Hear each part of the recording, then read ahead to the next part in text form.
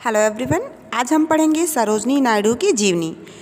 इस वीडियो में प्रख्यात महिला स्वतंत्रता संग्राम सेनानी सरोजनी नायडू के जीवन का संक्षिप्त वर्णन किया गया है। इनकी जीवनी काफ़ी प्रेरणाप्रद है। सरोजनी नायडू का जन्म 13 फरवरी 1879 ईस्वी को हैदराबाद में हुआ था। उनके पिता डॉक्टर अघोरनाथ चट्टोपाध्याय अनेक विषयों के विद्वान थे। उनकी माता धार्मिक विचारों की महिला थी। सरोजनी ने बचपन से ही कुशाग्र यानी तीक्ष्ण बुद्धि होने के कारण केवल 12 वर्ष की आयु में हाई स्कूल की परीक्षा उत्तीर्ण कर ली थी। बचपन से ही कविता पढ़ने में उनकी विशेष रुचि थी। रुचि मतलब होता है इच्छा।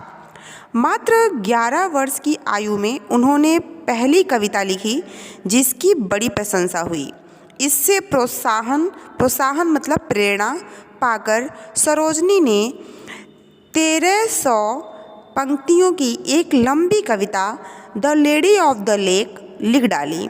एक छोटी सी लड़की द्वारा अंग्रेजी में कविता लिखे जाने से लोग बहुत आश्चर्यचकित हुए। हैदराबाद के निजाम ने इससे प्रसन्न होकर सरोजनी को छात्रवृत्ति देकर इंग्लैंड पढ़ने के लिए भेज दिया। इंग्लैंड में वे पढ़ाई के साथ साथ अंग्रेजी में कविताएं भी लिखती रहीं। गोल्डन थ्रेशोल्ड उनका पहला कविता संग्रह था। सन 1898 ईस्वी में सरोजनी नायडू डॉक्टर गोविंद राजलू नायडू की जीवन संगिनी बनी। गोविंद राजलू नायडू के साथ इनका विवाह हो गया। उन दिनों सारे देश में स्वतंत्रता आंदोलन छिड़ा हुआ था। सरोजनी नायडू की सन 1902 ईस्वी में गोपाल कृष्ण गोखले से भेंट हुई। उन्होंने ही सरोजनी नायडू को स्वाधीनता संग्राम मतलब होता है युद्ध आंदोलन में भाग लेने के लिए प्रेरित किया। सन 1914 ईस्वी में इंग्लैंड में वे पहली बार महात्मा गांधी से मिली। उन दिनों महात्मा गांधी दक्षिण अफ्रीका से इंग्लैंड की यात्रा पर थे।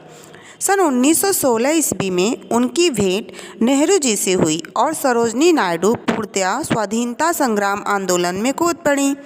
उन्होंने अन्य नारियों को भी आंदोलन में भाग लेने के लिए प्रोत्साहित किया। गांधी जी उनकी योग्यता से बहुत प्रभावित हुए।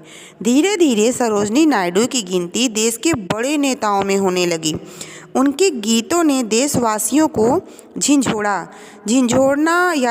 का मतलब होता है झकझोरना। उन्हें भारत कोकिला की उपाधि से विभूषित किया गया। विभूषित मतलब होता है सजाया गया, सम्मानित किया गया। सरोजनी नायडू एक कुशल वक्ता और बहुभाषाविद थीं। बहुभाषाविद का मतलब होता है अनेक भाषाओं का जानकार, जो बहुत सारी भाषाएं जानता हो। उनकी वाणी में जादू था। जहाँ कहीं वे भाषण देने खड़ी हो जाती थीं, श्रोता मुग्ध हो जाते थे। श्रोता मतलब होता है सुनने वाले। अपनी लोकप्रियता के कारण सन 1925 ईस्वी के कानपुर अधिवेशन में राष्ट्रीय कांग्रेस की अध्यक्षा चुनी गईं। भारतीय महिलाओं में यह पद सबसे पहले सरोजनी नायडू को ही मिला था। स्वतंत्रता प्राप्ति के बाद उन्हें उत्तर प्रदेश का राज्यपाल बनाया गया। वे स्वतंत्र भारत की पहली महिला राज्यपाल थीं। 2 मार्च 1949 ईस्वी को इस महान विभूति का देहांत हो गया। देहांत मीन्स मृत्यु हो गई। यद्यपि आज सरोजनी नायडू हमारे बीच नहीं है, फिर भी उन्होंने देश की सेवा की, जिसके लिए वे सदैव याद की जाएंगी। शिक्षा, हमें देश के प्रति समर्पित होना चाहिए। Thank you.